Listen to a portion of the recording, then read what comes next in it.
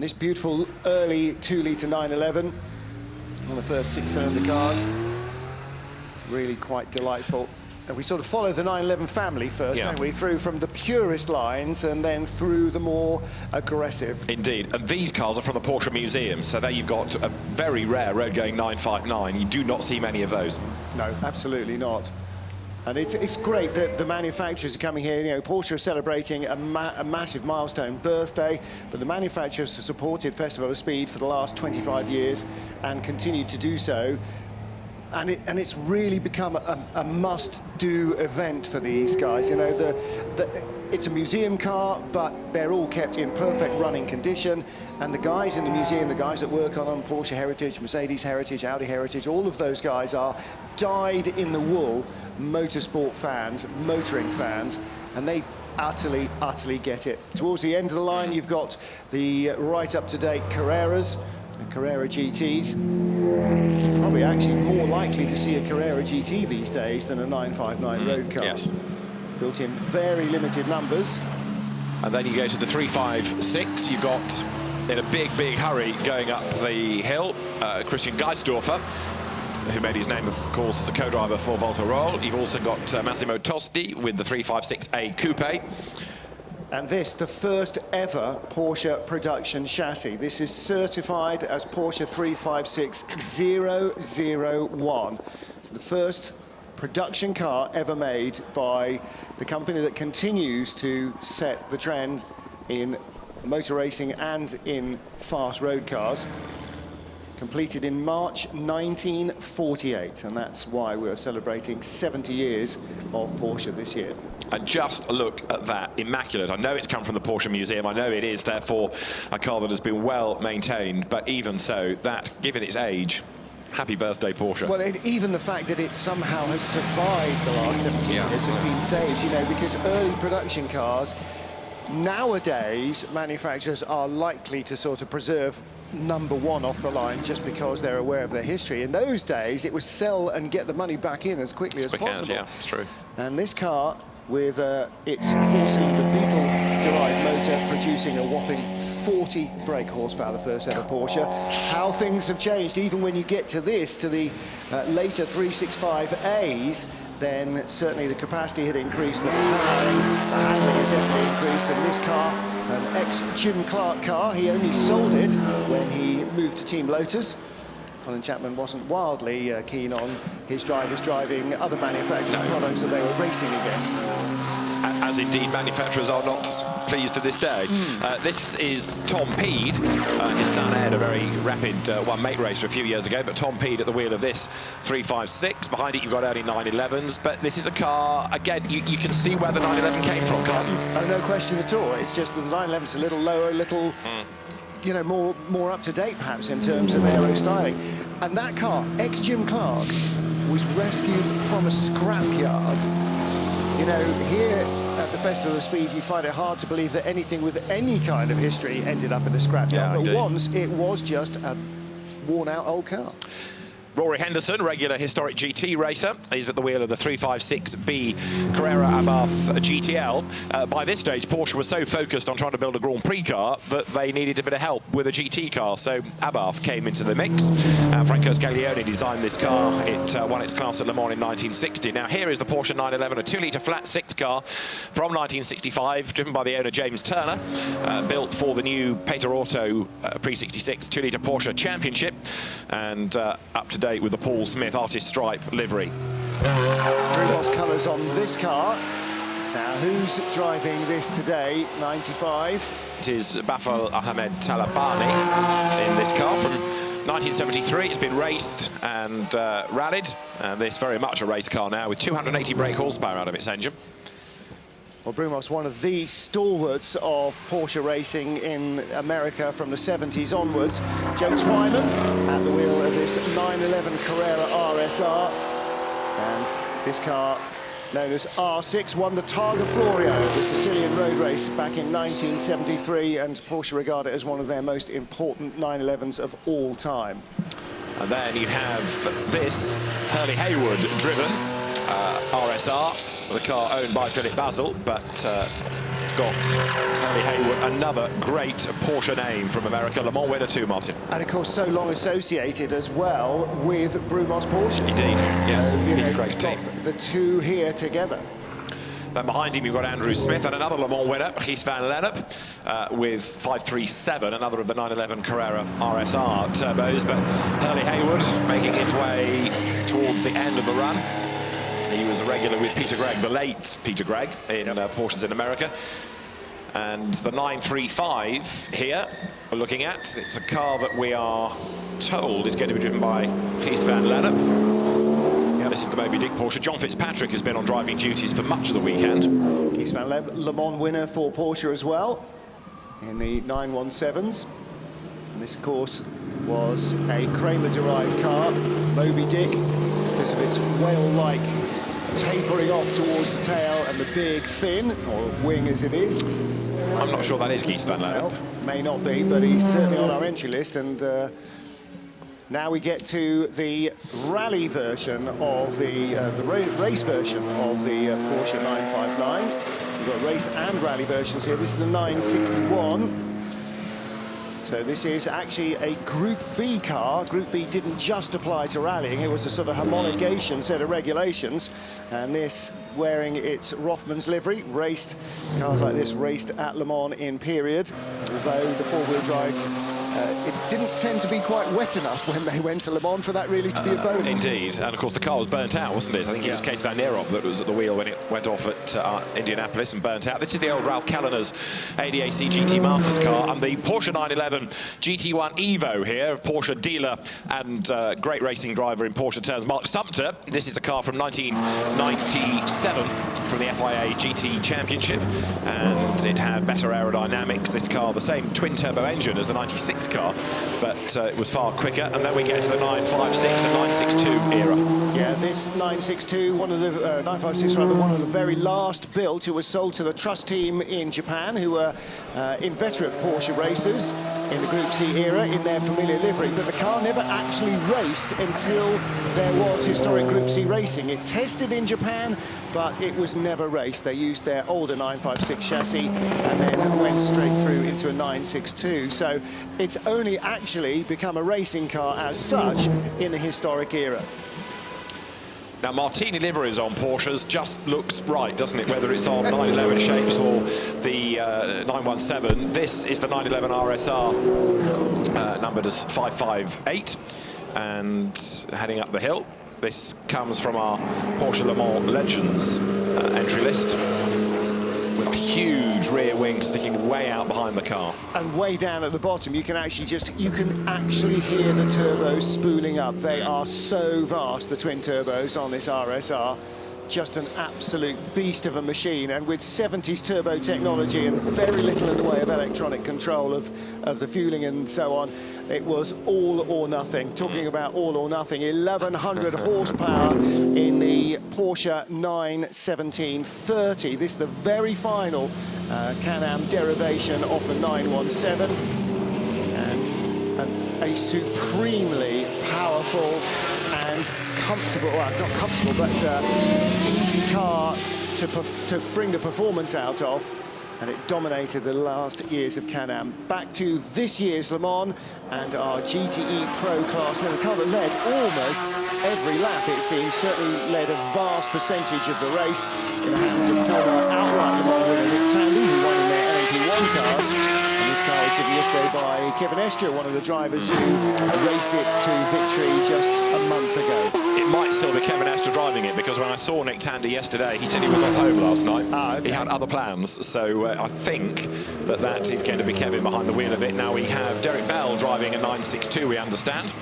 We've also got Paul Higgins with this 956, the Hydro Aluminium. That was a Harold Heisman sponsor, I think, wasn't it, that he took into Group C for the Walter Brunn team. And there, in Rothman's colours is Derek Bell, and again, that's just one of those sentences that sounds absolutely right. Rothman's Porsche, Derek Bell. Of course, he and Jackie Ickx had great success in that early period within Group C, with Hans Stuck joining as well for the longer races. And of course, Stuckey here driving his father's V16 Auto Union. Derek Bell driving a car that they shared together so successfully.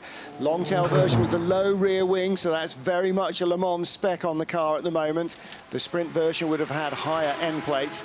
And bang up to date with this 911 bearing the current factory colours. It's a GT3 Cup car, pedalled indecently quickly there by Dan Harper. That was a very spirited run up the hill from him. And another Porsche race winner, and another Porsche race winner driving it too. Brendan Hartley from the Toro Rosso Formula 1 team in the 1998 Le Mans winning GT1 98 from Porsche. The only race they won in that season, the Mercedes that Klaus Ludwig drives here this weekend, is the car that won the championship for Klaus and for Ricardo Zonta. They won all 10 rounds of the FIA GT Championship. Porsche won Le Mans. This ex-Bob Akin Racing Hawaiian Tropic Porsche, run by Dick Barber Racing. Dick Barber, a big Porsche racing exponent in the 80s and 90s, and came back with his own team in the early years of the American Le Mans series as well. Nicolas Manassion driving the 911 Carrera RSR, and Florent Moulin with his 911 GT3 RS on the hill as well. There's also the Adam Carolla 935, the ex Paul Newman Whittington brothers car, and this is the 935 that Adam Carolla has. The 935 delivered what could have been the most famous second place in Le Mans history for Dick Barber's team, and it was Paul Newman and Rolf Stommelen who shared driving duties. And this car is a Spa 24-hour winner for the Freisinger Motorsport team. Florent Moulin has the car now. It was Stefan Ortelli and Mark Lieb in the days where you had GT and NGT, and NGT very much the subordinate class, and yet because of the weather, I mean, who'd have thought it at Spa, bad weather, and clever pit strategy and a few lucky safety car breaks, that trounced everybody. And then you go to the 904-8, and Uwe Niemann has got one of those examples. There's a 911 Turbo of Heiko Osman to factor into our Porsche batch as well. Just breathtaking cars. Yeah, this 904 absolute beauty came in 6-cylinder and 8-cylinder versions. This is a 904-8, and we had, what, 8 of them racing at the members meeting earlier in the snow this year. And they're the iron fist in a velvet glove of the 911 Turbo, and here Mark Fimbra with the Porsche 917K, a car that from this angle looks at least as wide as it is long. And this is a car that was used within the Le Mans movie. It was crashed within the Le Mans movie as Michael Delaney had his accident. But the Gulf Porsche 917, which, thanks to the efforts of that Steve McQueen film, has been immortalised. And if you've got Michael Kaiser's book, A French Kiss with Death, you'll know the background to how the Le Mans movie was made and all the problems they had. But this is just a breathtaking car. Yeah, it really is. It's so evocative. We have a Golf 917 up on the Jerry Jr. sculpture, but it is, if you say Porsche at Le Mans, you think of this car and you think of the Rothmans 956, 962 Group C cars, but they weren't the only liveries. Lots of 917s. This is another period car. And that car being driven, well, I'm not sure who's driving that car actually this afternoon, but driven with a degree of flair as well. And that fabulous 917 engine note. Great looking cars all the way through the field. This is the 718 RS61 Spider, driven by Egon Zweimüller Jr. Porsche Spider became a very successful Clubman racing car. Grand Prix drivers also ran their own Clubman cars. And Sir Chris Hoy driving the Porsche 911 SC that won in the Paris-Dakar with René Mech. And this was the predecessor to 959. You can clearly see where the 959 car came from, but this was a 911 SC. They also raced it in non-four-wheel drive spec, much lower, rallied it across Europe. ProDrive did a lot of rallying with the car. Billy Coleman was always one of the great stars, wasn't he? On top of rallies with that car, the Rothmans Porsche. Billy Coleman liked a left field car. Yeah, he did. You know, there is no doubt about it. I think he was a bit of an obstinate chap when it came to his car choices. He didn't follow the herd. Rainer Becker's Porsche 910 is here. Another car from the Porsche prototypes category. Yeah. And another great car. And this will follow Robert Fink with a 9082 Flunder. Which I've got to think is the German for flounder, or a flat finish. Yes. Because it has that look about it, doesn't it? Cycling the rest of them through, Philip Basil with a 904 Carrera GTS. And again, the 911 SC Paris-Dakar, it looks so abnormal sitting in so high. Well, clearly it had to be. But walked round the corner of display and saw it sitting up there and thought, oh, there's 911 FC rally car. Oh, it's up on jacks. And then I walked fully around. Oh, no, it's not. It's just up on its suspension. There's the 910 of Rainer Becker, a car from 1969. He was going to bring his 906, but changed his mind at the last minute. Went for better. Quite, yes, blasts through the timing light. Now, Martin, this took our breath away yesterday because this 550 Spider with Christian Geisdorfer behind the wheel is about the most un-Porsche-like Porsche. But it's a 550 Spider, and so it's very, very Porsche. However, it's perfect for the weather today because it's got its own sunshade. You are not a number. Yes, quite. I am number 2. You are number 6. Yes, again, you know, the high wing aerodynamics, we saw that on the Chaparral 2E, and this was an early experiment with Porsche, trying to make sure that the balance of aero was perfect. They tried to get it in the center of the balance of the car, and so that's where the wing supports go down to put all the downforce evenly from the front and the rear axle. It was Michael May that came up with the idea, the Swiss aerodynamicist. Then we look for Philip Basil in 519 there, which is his 904 Carrera GTS. Yeah, what a great looking car. It is, isn't it? What a great looking car. You know, some of these racing cars don't make really convincing road cars. That particularly does. And Rob Russell in this early 911 as well. Mid-60s. And just the purity of line is so clear, but still with every 911 that's followed, the very early ones, you know, the family look has never been lost. So the Vic Elford 911 gives way to the 962C here, which Jochen Maas drove yesterday, and I think may well be driving again today. And Martin, yesterday you were making the point about the aero and the way all the rear wheels are enclosed, which was how the cars went towards the end of that period. Well, this is an ex-Richard Lloyd racing car, and Richard Lloyd, with the Cannon cars particularly, made his own aluminium hybrid chassis when the Porsche factory team weren't making them to his specification. In fact, Porsche then went to James Thompson's fabrication company in the UK to get honeycomb alloy chassis built for 962s, and so that's an ex-Richard Lloyd car. It actually won the Yellow Pages 500 at Kyalami, and this, the fastest car ever to lap the Nordschleife at the Nürburgring. Indeed, it's the car that Porsche has let off the leash for this year. Neil Jani brings it to the end of the run. He's the 2016 Le Mans winner. This car, 1,140 horsepower, the car you're looking at. It's now that it's not restricted by the WEC regulations, has got an extra 53% of downforce. Richard Atwood, winner of Le Mans for Porsche in 1970 in the Salzburg colours, 917. He's here behind the wheel of the Dan Gurney driven in period French Grand Prix, winning in 1962 Porsche 804. I'm not sure how much running it had, because his first run on Thursday, the car was a bit soft and fluffy, as it was for Derek Bell, but today it's sounding really hard-edged, really like a Grand Prix car. It's the 25th anniversary of the Goodwood Festival of Speed, so we're in actually our 26th edition. But here's a guy who's been all over the world with motorsport and automotive technology, particularly Porsche. Magnus Walker, this is your first time. Well, it's the first time for everything. I'm just here for the Goodwood Beard Convention, so I've done the revival, and here I am today for the first time. Just awesome, simply awesome experience. What's hit you first off? It's overwhelming. It's the people. I always talk about the people, but here it's probably the cars. I mean, it's just from pre-war cars to obviously the latest, greatest, fastest cars. It's intoxicating, it's overwhelming, and it's pretty warm.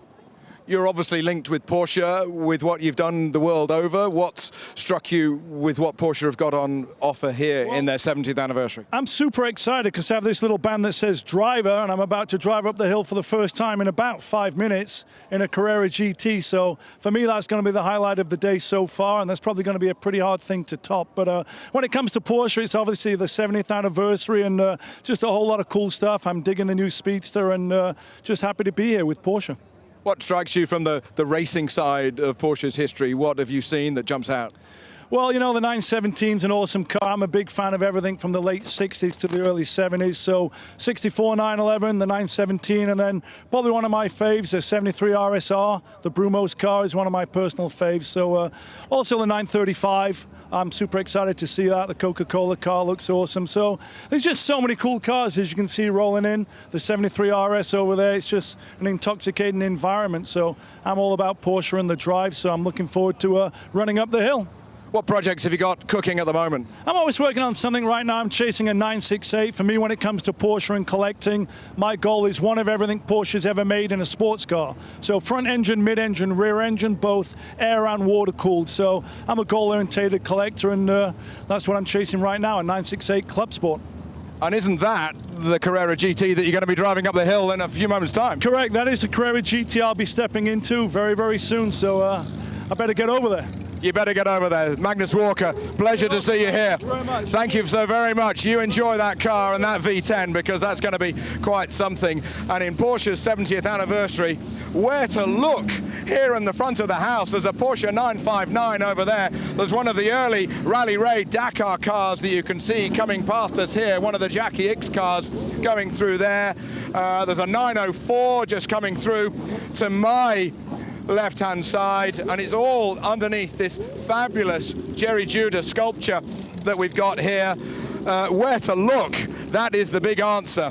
So as these cars all collect, we'll be back here in a few moments' time with somebody rather special to speak to. Well, thanks to Toby Moody down in front of the house. David Addison looking down onto the course here. I'm joined by automotive journalist Matt Pryor as we look at this great selection of, at the moment, race, but we've got the road Porsches there as well. And Matt, we've been talking all weekend about this 70th anniversary of Porsche.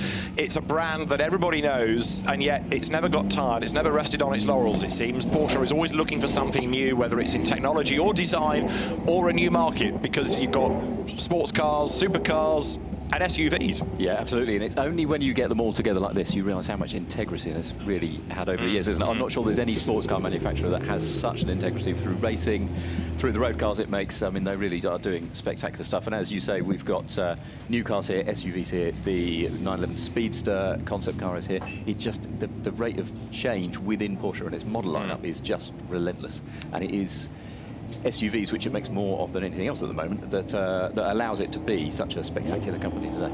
And it's changing even within the way it goes about technology. You know, it's gone from flat six-engine cars to now four-cylinder turbocharged engines and the engine in the middle of a car. And some of the purists are saying, oh, that's not a proper Porsche noise. Yeah. But it's the future. Well, yeah, and it is also, it's those complaints that we have become used to over the years, haven't we? Remember, you know, a 911 moved from air cooled to water cooled, then it got power steering, then it got electrically assisted power steering, and every time we do it, we think, oh no, you know, this is not right. And within very long we realise it is right, actually, and Porsche just does. I think Porsche makes better road cars than it's ever made, and in its sports cars it probably makes the best. The 911 is probably the best sports car of all time. I don't think there's much of an argument against it. It's had such a strong lineage.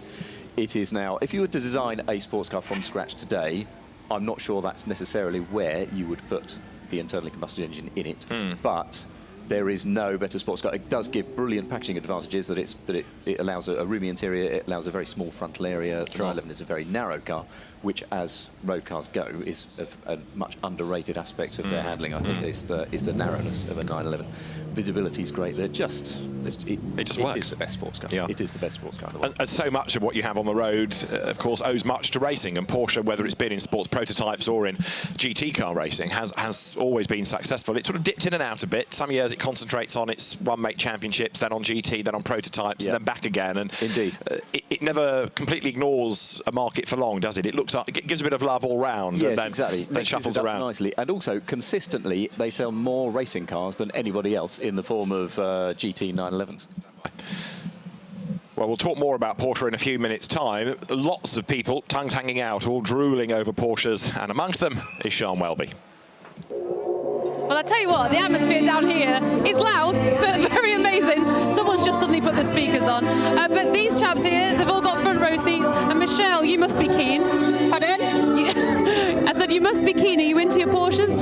I do. I was admiring. I really like this one, but there's one that's just gone around the corner, which we're definitely admiring. Which one was that? Do you know? This one here, the hybrid one. I definitely like that one when it went round. When we've been here, we saw the Evolution GT as well. That one was really nice. It's amazing to think 70 years of Porsche, isn't it? Yeah, it is amazing how they've evolved over the years, definitely. And have you been here just today, or been here for the whole weekend? No, this is our first day. It's our first time here, so it's definitely an eye-opener to what we've been to before. Fantastic. And hi, what's your name, sir? James.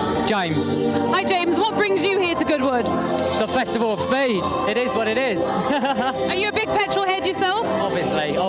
Love it. And clearly a Porsche fan if you're front row here. I love Porsche. 595 over there. That's where it's at. That's your car. That's your one. The grey one. It's got very loud down here, so I think I better go back to you guys. Thank you very much.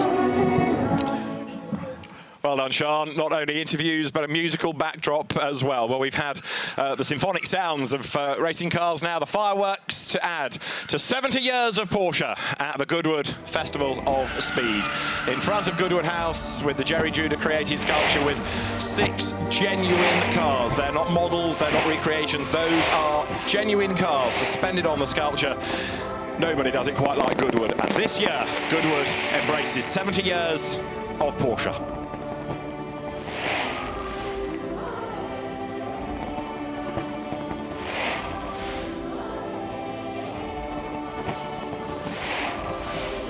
It makes you wonder where the future will go for Porsche, what the next 70 years will have in store, what the motor industry will go through in the next 70 years. But there's so much, Matt Pryor, to look back on in Porsche's history, and so many boxes ticked on the track, in rallying and on the road.